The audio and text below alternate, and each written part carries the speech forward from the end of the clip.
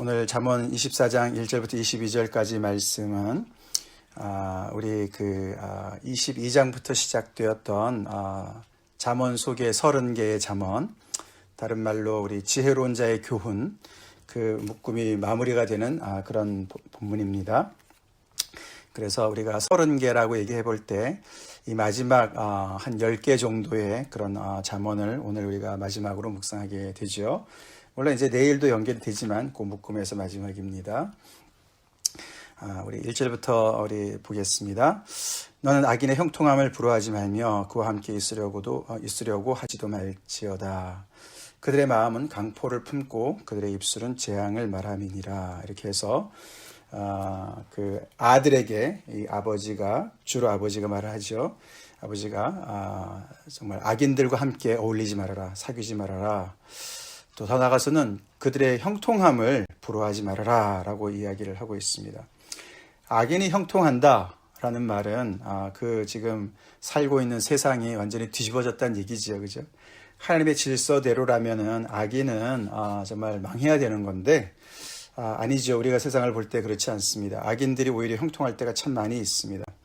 그래서 하나님 말씀대로 살아가려 그러다가 낙담이 되고 내가 좀 잘못 사는 게 아닌가, 악인처럼 저렇게 나도 살아야 되는 것이 아닌가, 더 나아가서는 그를 부러워하고 함께 어떻게 좀 해보려고, 그러면 또 그런 식사 자리도 가보려고 그러고 이제 이렇게 점점 되는데 절대로 그렇게 하지 말아라 라고 이야기합니다. 왜냐하면은 2절이 그들의 마음은 강포로 폭력으로 가득 차 있고 그것이 입술로 나오는데 늘 재앙만 말하기 때문에 그렇다라고 이야기를 합니다.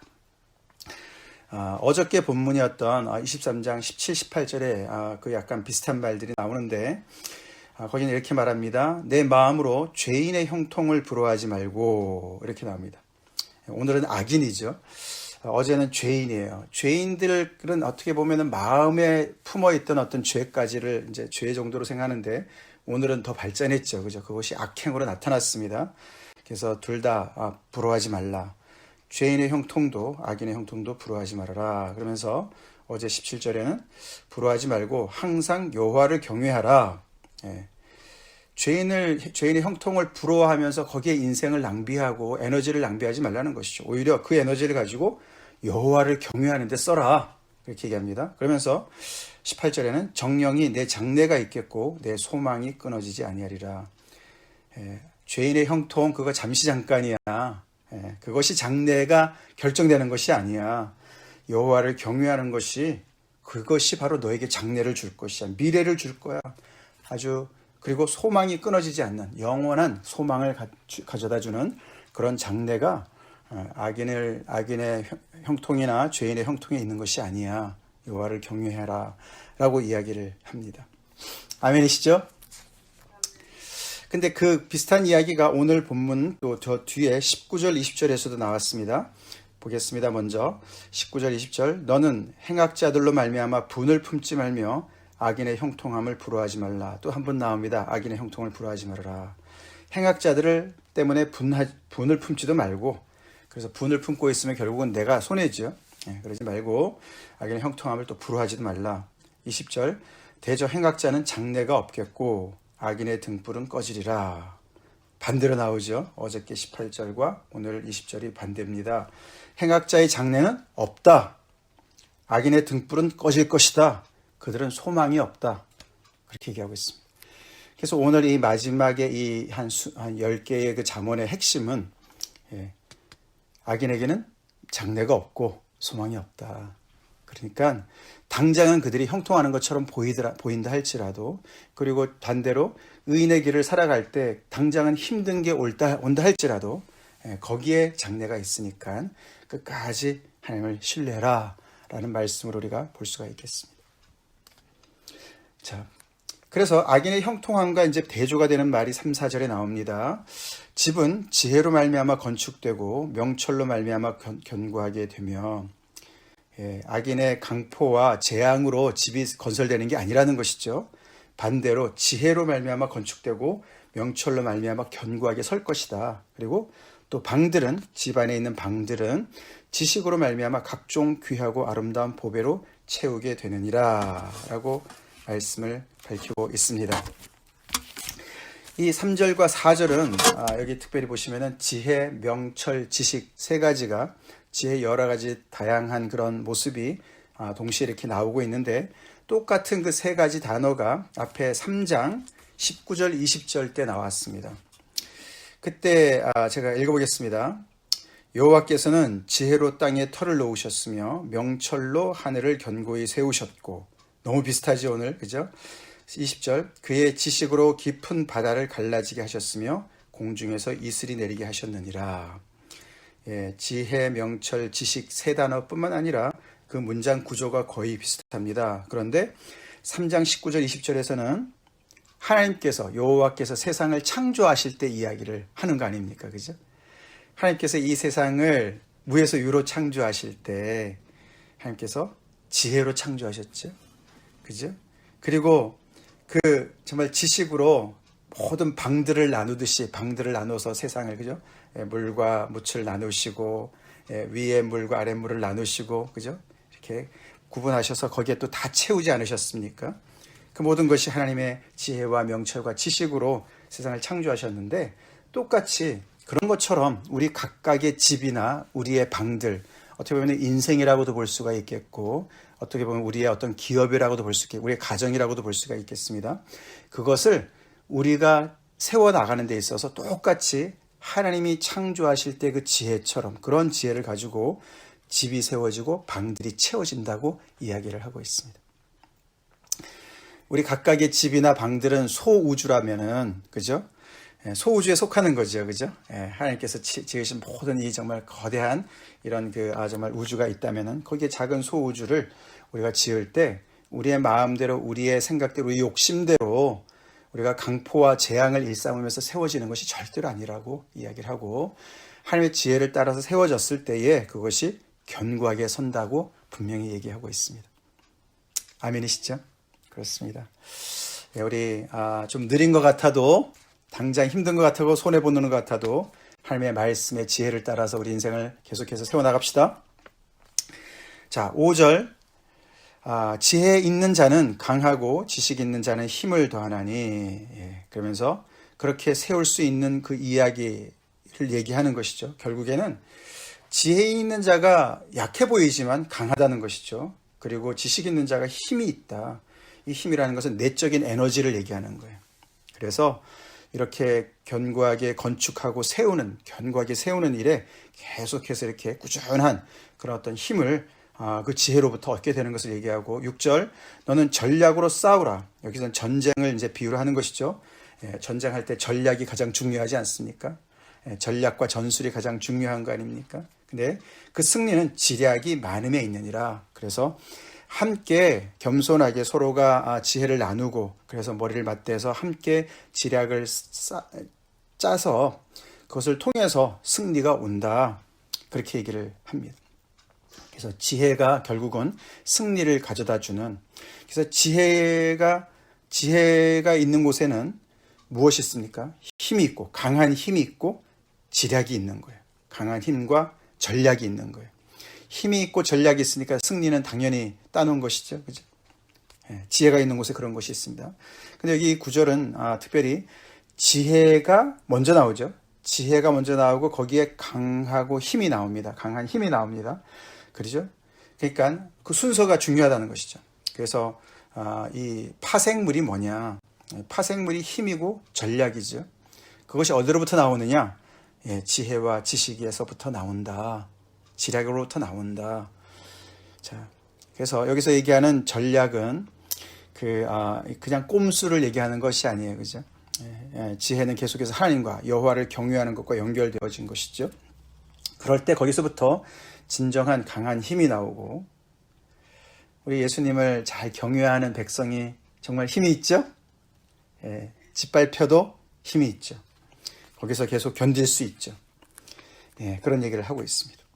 자, 그런데 7절, 거기에 반해서 지혜는 너무 높아서 미련한 자가 미치지 못할 것이므로 그는 성문에서 입을 열지 못하느니라. 이렇게 서로가 지략을 많이 모아서 결국은 전략을 짜서 승리를 이룰 수 있는 데는 이 미련한 자는 끼지 못한다는 것을 얘기하는 것이죠. 성문에서 입을 열지 못한다. 왜냐하면 미련한 자는 지혜가 없기 때문에. 왜 지혜가 없습니까? 지혜가 너무 높은 곳에 있어서 미련한 자는 거기에 도달하지 못하기 때문에. 그래서 여기 비유는 마치 지혜가 높은 곳에 있어서 이렇게 새처럼 가벼워야, 날개가 있어야 날아가서 지혜를 얻는 것처럼 얘기합니다. 거기에 반해서 미련한 자는 무겁습니다. 이것저것 교만이 쌓여 있어서 자기가 최고라고 생각하니까 무거운 것들을 치렁치렁 달고 있으니까 가볍지 못해요. 새처럼 가볍지 못합니다. 그죠? 그래서 결국에는 거기까지 올라가지 못합니다. 지혜는 높은 곳에 있다. 내 스스로를 높이는 것은 교만이지만 높은 곳에 있는 여호와를 바라보는 것이 정말 우리가 겸손한 것이죠. 겸손할 때 우리가 정말 어린아이처럼 가벼워서 높은 곳에 있는 지혜까지 도달할 수 있다라고 볼 수가 있습니다. 우리 혹시 우리 안에 혹시 무거운 것을 내 스스로가 나는 무거워, 나는 대단해 이런 것이 있다. 우리 빼버립시다. 버립시다. 어린아이 하나님 아버지 앞에서 우리가 어린아이처럼 그래야만 새처럼 가볍게 우리는 지혜에 올라가서 하나님 앞에 또 하나님의 말씀으로 지혜로 충만할 줄로 믿습니다. 8절 9절입니다. 행악하기를 꾀하는 자를 일컬어 사악한 자라 하느니라. 미련한 자의 생각은 죄요 거만한 자는 사람에게 미움을 받느니라. 그래서 위에 지혜는 힘과 전략을 줬다면은 여기 밑에 보면 미련함은 죄와 사람에게 미움받는 것을 선사하는 것이죠. 행악하기를 꾀한다. 행악하기를 늘 계산하면서 그것을 추구하는 자를 사악한 자다. 이렇게 늘 꼼수나 생각하는 그런 사람이다. 그러면서 결국 그것은 사악하는 것이 결국은 자기 유익을 취하기 때문에 결국은 공동체에게 많은 해악을 끼치는 거예요. 그래서 사람들한테 미움을 받게 된다. 혼자 꾀를 내는 것 같지만 공동체가 다 알고 있어요. 사람들이 다 꿰뚫어보고 있어요.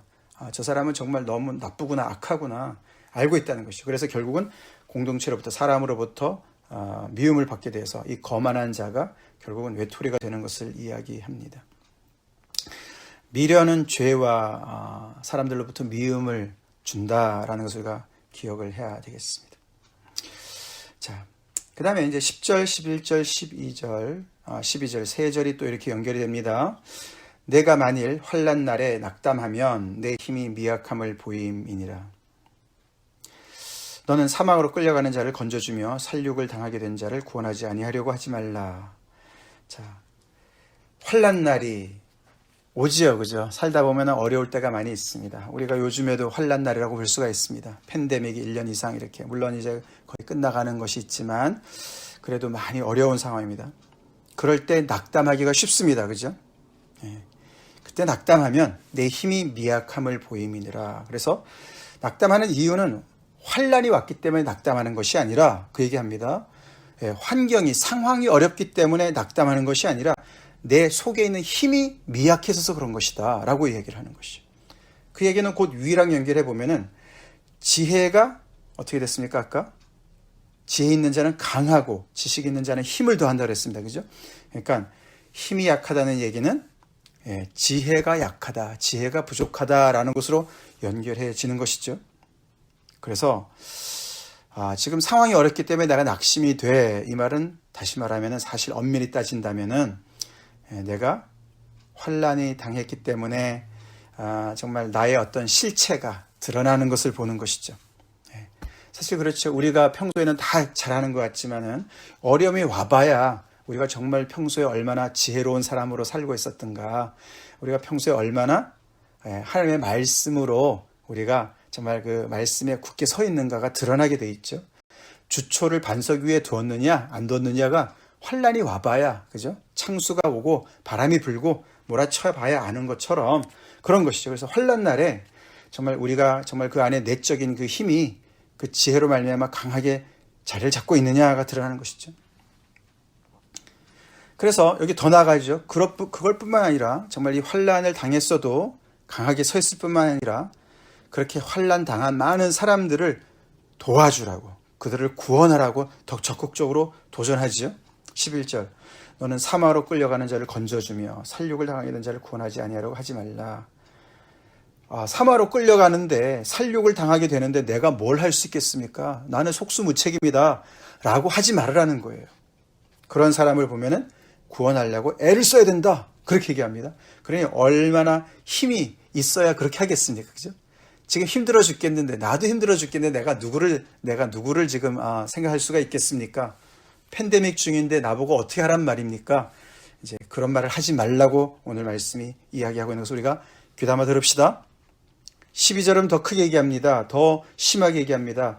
내가 말하기를 나는 그것을 알지 못하였노라 할지라도 마음을 저울질하시는 이가 어찌 통찰하지 못하시겠으며 내 영혼을 지키시는 이가 어찌 알지 못하시겠느냐. 그가 각 사람의 행위대로 보응하시리라. 여러 가지 핑계거리. 나도 힘들었어요. 나도 낙담이 되었어요. 나도 그 무서워서 사망이나 살육당하는 그런 상황에 내가 가면은 나도 당할까봐 두려웠어요. 아니면 나는 알지 못했어요. 이런 핑계가 다 통하지 않을 것이다. 마음을 저울질하는 여호와께서 다 통찰하고 계시고 내 영혼을 지키시는 이가 어찌 그걸 알지 못하겠느냐. 너의 그 핑계와 모든 변명을 하나님께서 그대로 갚으실 때가 온다라고 경고하고 있습니다. 무섭죠? 그러면서 사실 이런 핑계거리는 싹군 목자의 핑계라는 것이죠. 진정한 목자라면은 양들이 어려움에 처했을 때 자기 목숨을 내어놓더라도 그 양들을 지키는 것이죠. 사랑은 그렇게 쉽게 포기하는 것이 아니라라고 얘기하는 것이죠. 그래서 사실은 힘이 부족한 것은, 우리의 내적인 힘이 부족한 것은, 낙담이 되는 것은 지혜가 부족한 것이고, 지혜가 부족하다는 것은 결국은 사랑이 부족한 것으로 연결되어집니다. 그렇죠?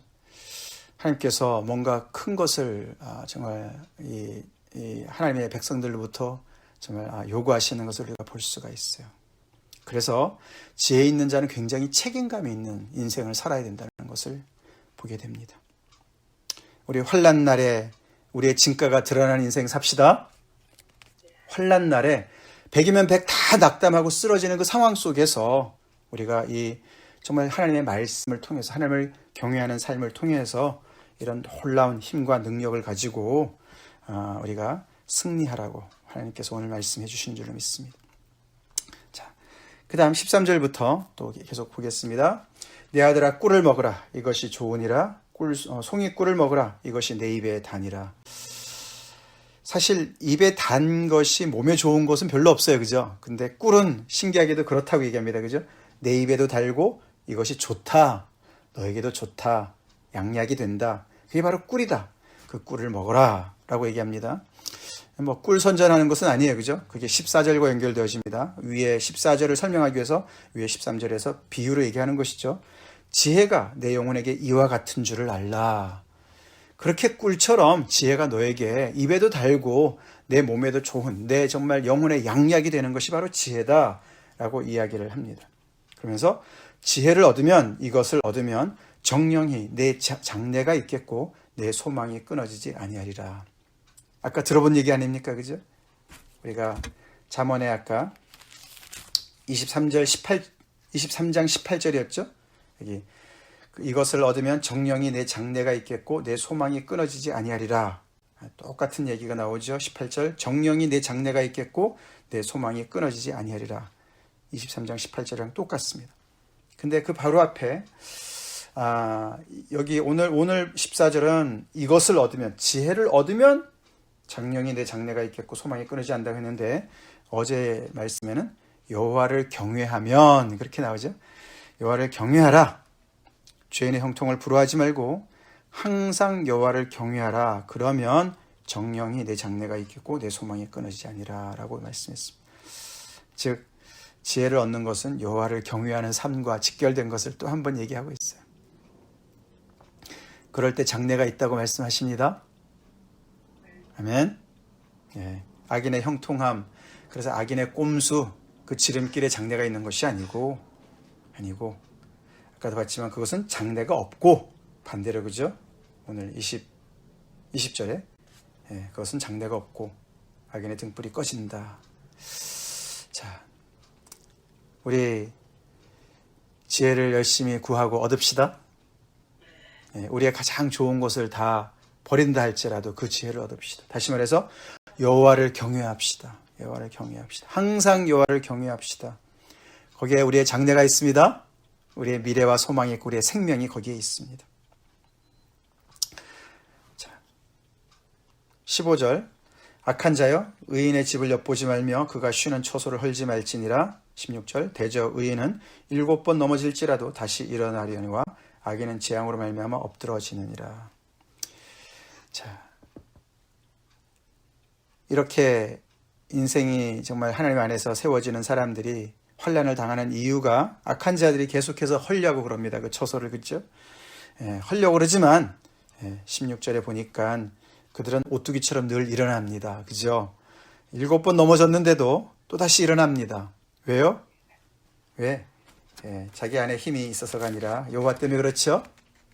우리가 시편 20편 8절에 이런 말씀이 나옵니다.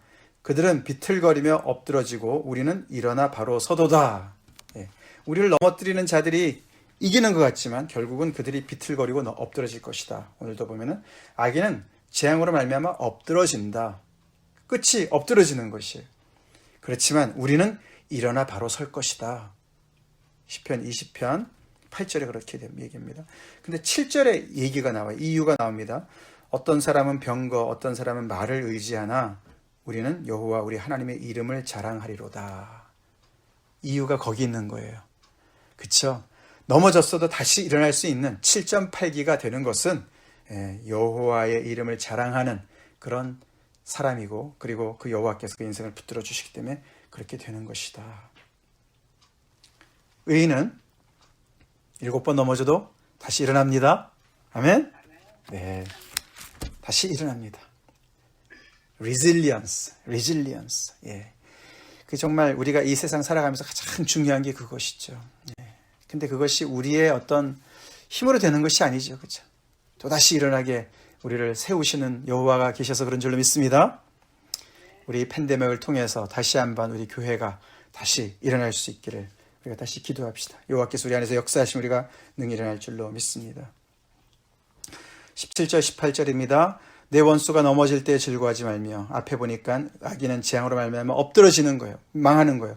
그런데 그럴 때 고소하다, 그렇게 그를 냉소하고 조소하고 즐거워하지 말라고 하나님께서 경고하십니다. 그가 엎드러질 때 마음에 기뻐하지 말아라. 여호와께서 이것을 보시고 기뻐하지 아니하사 그의 진노를 그에게서 옮기실까 두려우니라. 그게 그렇게 남이 망할 때 좋아하는 것이 그게 악인이 하는 일이거든요. 악인이 넘어진다고 그를 그 악인처럼 똑같이 하지 말라는 것이죠. 그렇죠? 남의 불행은 나의 행복, 그렇게 하면 안 된다는 거예요. 그 남 속에 원수도 들어가 있습니다. 원수의 불행은 나의 행복, 그것도 안 된다는 거예요. 왜냐하면은 그게 하나님의 마음이 아니기 때문에 그렇습니다. 그렇죠? 하나님은 원수를, 악인을 심판하실 때 고소하다 그렇게 심판하지 않으시죠. 악인도 돌아와서 회개하고 구원받기를 원하시는 하나님이 아니십니까? 그죠? 하나님께서 죄를 심판하시는 그 엄의함이 있으시지만 하나님은 그것을 통해서 거기서 즐거워하고 기뻐하고 고소하다 그런 분이 아니시죠. 하나님의 형상대로 지음받은 그 인간이 심판받을 때 하나님도 아파하시는 것이죠. 그래서 매정함과 잔인함과 우쭐대는 오만과 냉소적인 것과 이런 것들은 하나님의 백성과 어울리지 않는 모습입니다. 버려야 됩니다.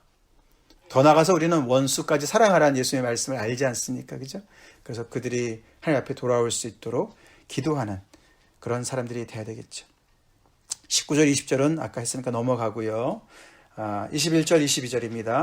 내 아들아 여호와와 왕을 경외하고 반역자와 더불어 사귀지 말라. 대저 그들의 재앙은 속히 임하리니 그 둘의 멸망을 누가 알랴. 끝에 그래서 결국은 경건한 시민으로 살으라 라고 결론을 내리고 있습니다. 경건한 시민, 여호와를 경외하고 여호와께서 세우신 왕을 경외하고, 특별한 여기 아주 특이한 표현이에요. 그죠? 여호와와 왕을 거의 동급으로 취급하는 것과 같이 이렇게 표현합니다. 그죠? 여호와를 경외하고 왕에게 순종해라 뭐 이러면 좋겠는데 여호와와 왕을 경외하고, 그렇다고 왕이 여호와랑 같은 반열이라는 것은 절대로 아닙니다. 그죠? 그만큼 하나님께서 세우신 권세를 얘기하는 것이죠. 우리가 로마서 13장 1절에도 위로부터 나는 권세를 얘기하는 것이죠. 그죠?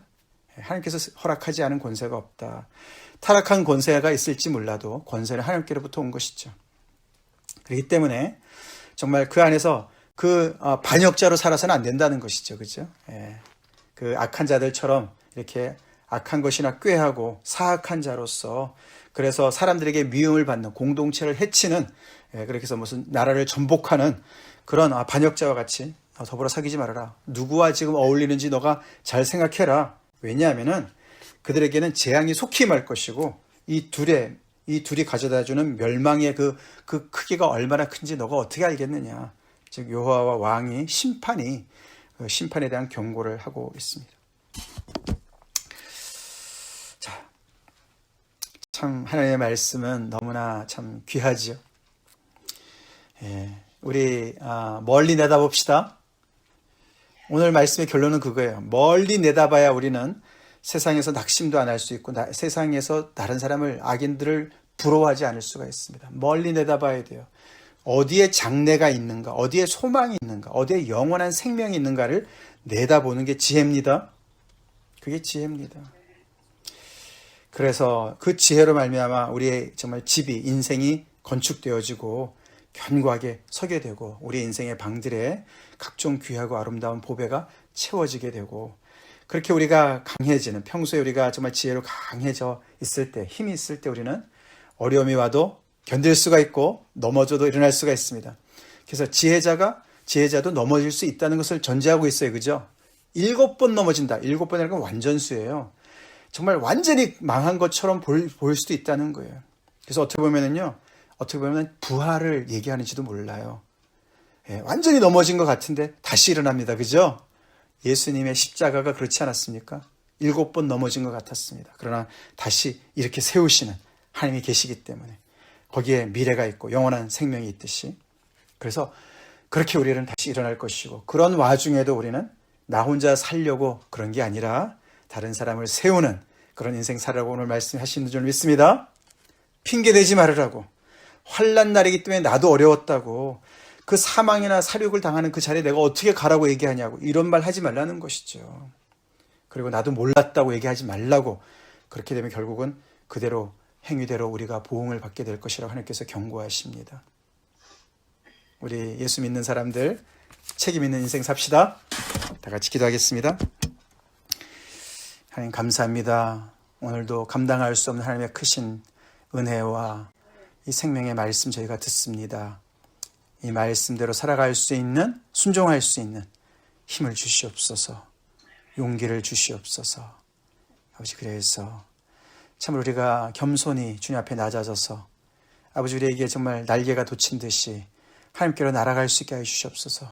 높은 곳에 있는 지혜까지 날아갈 수 있게 도와주시고 그 지혜를 품게 도와주시고 지혜를 따라서 인생을 살게 도와주시고 환난 중에도 낙심치 아니하고 낙담하지 아니하고 오히려 더 정말 아버지 높이 날아서 많은 사람들에게 정말 아버지 소망을 주고 힘을 주고 생명길로 인도할 수 있는 그런 아버지 책임 있는 하나님의 정말 백성들, 시민들, 자녀들이 되게 하여 주시옵소서. 예수님 이름 받들어 간절히 기도 올리옵나이다. 아멘.